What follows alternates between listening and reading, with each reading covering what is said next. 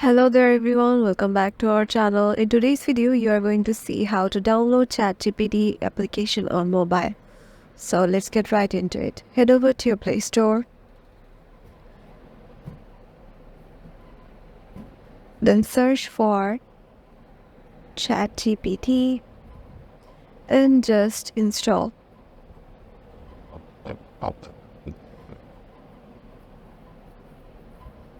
Once it is installed, it will you just need to open it and log in with your Google account, and then your ChatGPT will be on your phone, then you can work with it.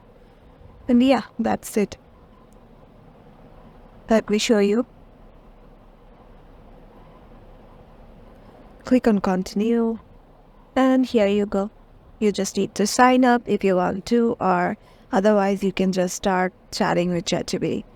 That's it. Hope this video will help you out. Make sure to give it a thumbs up and stay tuned with us.